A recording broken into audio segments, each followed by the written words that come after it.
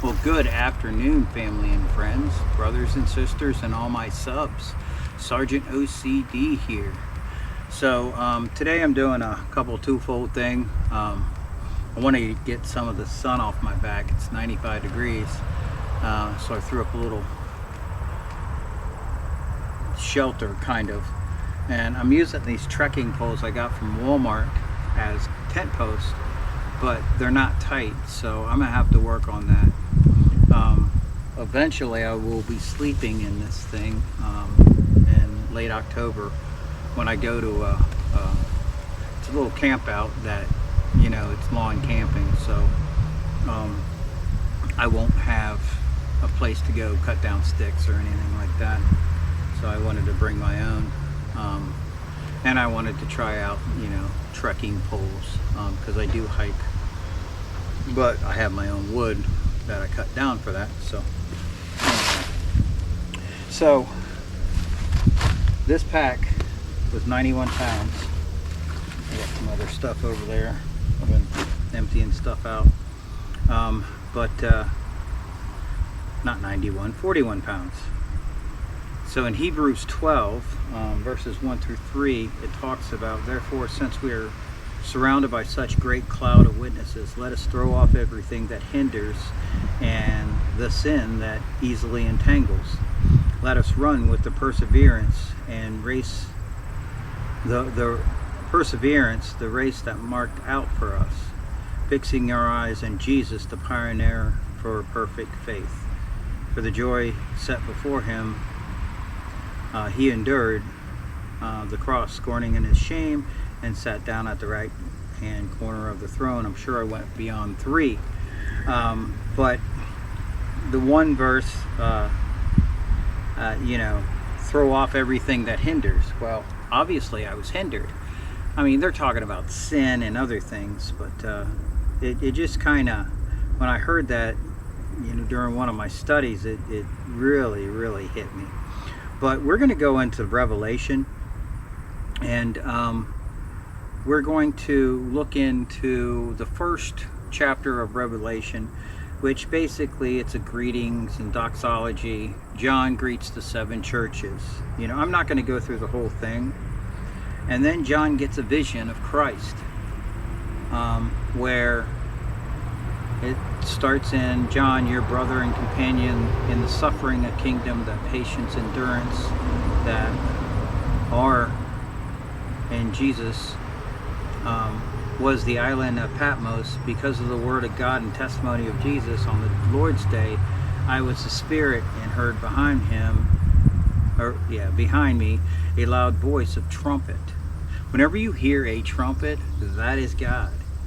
So which said, write on the scroll and what you see to the 7 churches, to Ephesus, Smyrna, Pergamum, Thyatira, Sardis, Philadelphia, and Laodicea.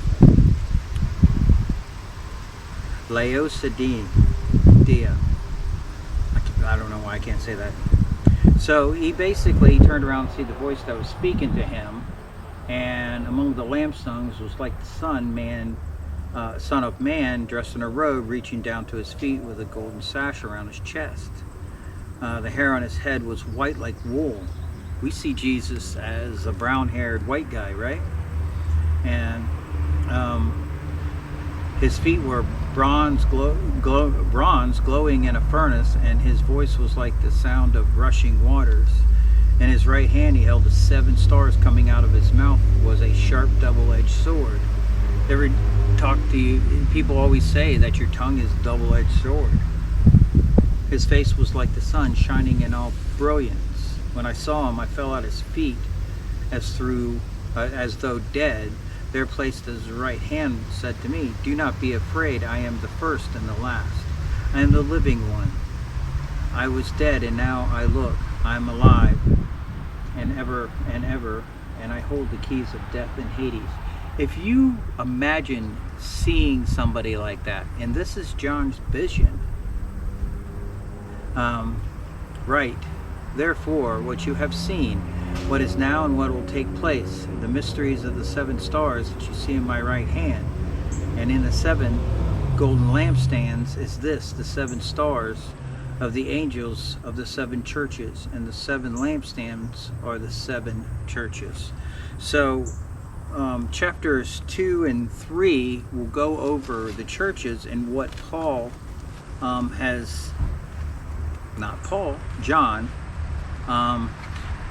John's letter to the churches.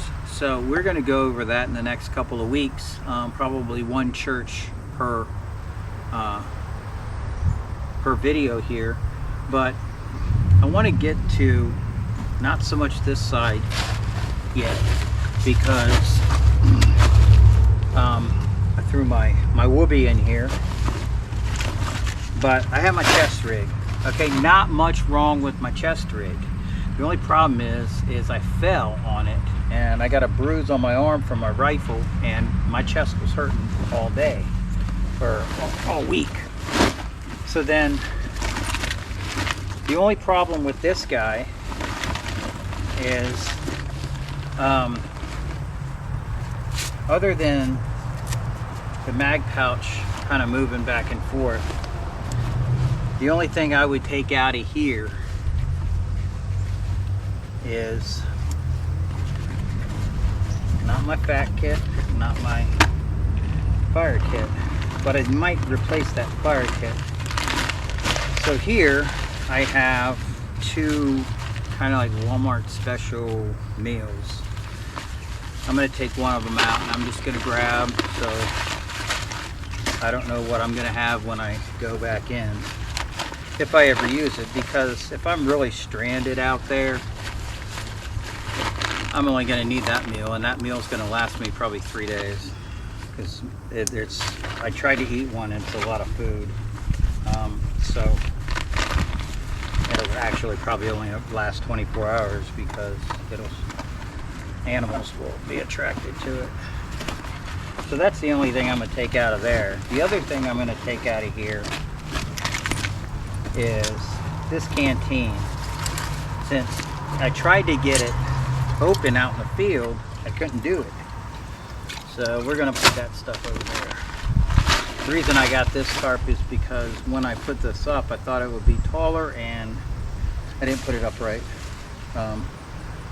Anyway, I thought it'd be taller so I could put this over it. The whoopee is going to be for my poncho, which poncho is still under there because I'm going to sleep on that unless I can get a rack. And I used a kind of a multi-tool in the beginning that I don't know where I did it. I had it. Somebody bought it for me. Here, there it is. So it's got pliers, knife, saw, file, adjustable. So that was in my car forever, so it's going to go back there because I'm not going to use it out in the field. It's just too much of a pain. So tomahawk. Tomahawk's going to go because it's too heavy. This toolkit. So what's in it? First aid supplies, tourniquet. I've got a tourniquet on this. And then I've got things like, this is vinegar for burns. I'm going to dump it. A lot of this fire starting stuff I'm going to dump. Lighters. And then I got a little yarrow kit for burns or for mosquito bites and cuts. Let me just keep that. This is going to go in my pack. All this cordage is going to stay because I have cordage. One more thing I'm going to take out of here is this tin is all I need for starting fires. But I do have a fire kit in here, so I may not need it, you know. We're going to leave it out for now, and I'm going to make sure I have a ferrocene. Oh, I do. I know I do. So we're just going to leave that the way it is. And this is the cotton with... See, that's the problem with OCD. I'm trying to leave things behind it. I can't. Okay, got that.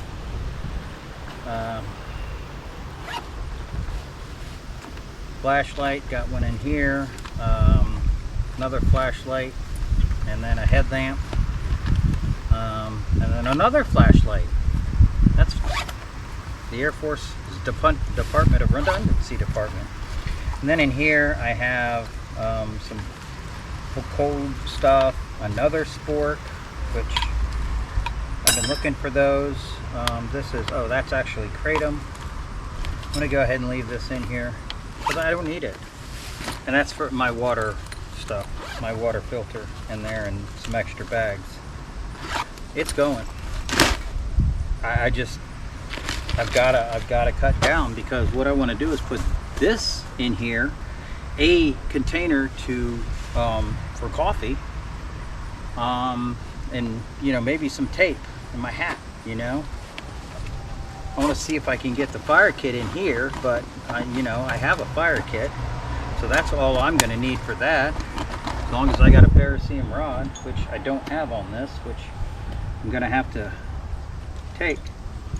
Okay, hose I'm keeping, tube I'm keeping, paraceum rod. I might want to put that in there.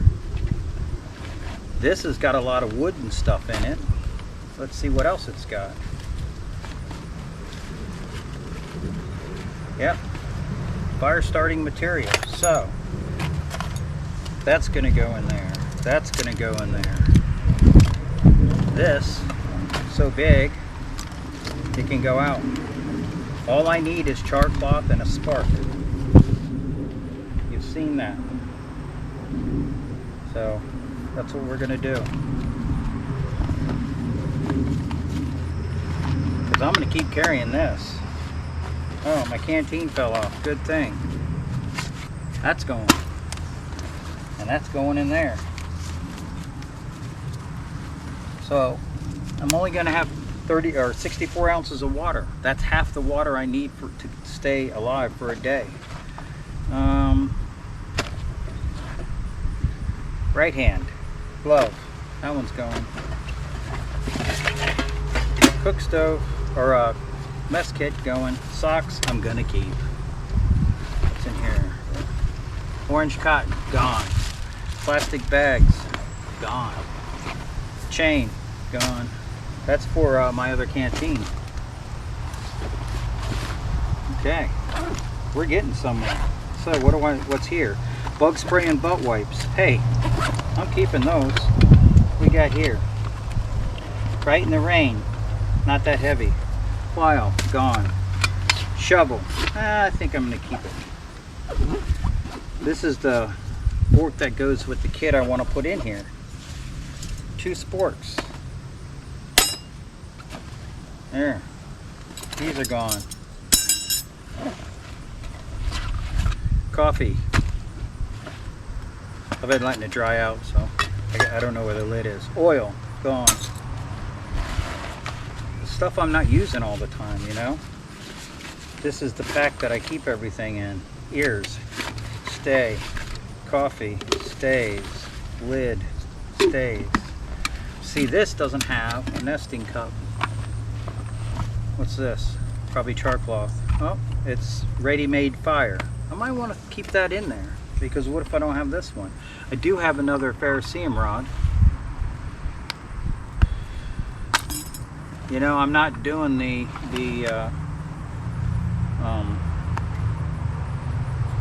petroleum jelly with the cotton anymore. I've progressed from that. This is what I need to do in my shed. Sponge gone. More petroleum jelly cotton gone. Look how much extra I had. Compass. I think I'm going to keep that. All this extra cordage. Look at that. I'm going to have to go through that and see if I need it for this. These are the cotton rounds. This is what I use every time there, so I'm going to keep that. What else we got? A candle. Have never used it out there. This is I've used all of this out here, so I'm going to keep that. It's got the little disc. Doesn't really fit in there, so.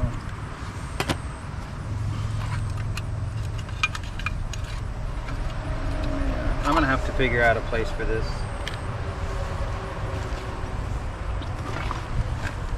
Here's one of these. So picking up where we're at, so that could go my LB. Keeping mostly everything on there. Whoopi's gonna go probably not on it because I'm not gonna need it right now, you know. But this is all the stuff here that I'm getting rid of out of my 47-pound pack. And then now I've got matches. You know, I might want to keep a lighter here. And then I've got this stove top that I never use. So a lot of this stuff I put in here for camping, and I just kept adding, and I never really went through it. This is to sharpen knives, to do a quick sharpen on your knives. So get rid of that canteen too.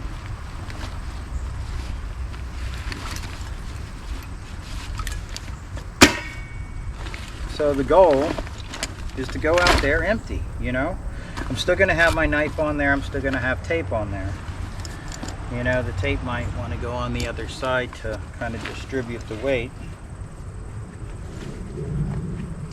I was using it, oddly enough, to fix my mower.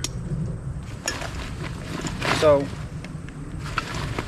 my point is when you're looking at some of these videos with these bushcrafters, you know, and Dave Canterbury and Self-Reliance Outfitters, they say, hey, you should have the 10Cs, and they say to bring all this stuff with you all the time.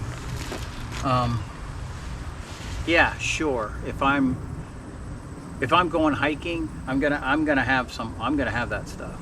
And my hiking pack's only 20 pounds, so I don't know where I got 47 pounds, but I'm dumping a lot of this stuff, so, you know, just to be done with it. Now, you know, I need to reorganize this, get out of the hot sun, get my camera out of the hot sun because I need to use it. So, you know, keep doing what you're doing, stocking up. I mean, you know, I have water, gasoline, food. Try to prepare, and, you know, maybe throw all this extra stuff in another bag, you know, so you'll have it when, you know, maybe even a smaller bag, so you'll have it if you need to go out, where you could throw it in your pack and, you know, your pack's gonna just get heavier. You know, maybe you could dump the bug spray or something, you know. But you know, my problem is I need it, I have to have it. So that's the problem with being OCD, you know. It's like, it's got to be there, it's got to be in place. It's, you know, it's wrong if it's not in place. Anyway, keep stocking up on everything. Do generator test, you know, make sure you run your generator at least once a month. When I was cleaning out one shed where I had my generator, I was like, ooh, I haven't ran that. So I had to make sure I ran it. And God bless you. Take care, and I'll catch you all on the flip side.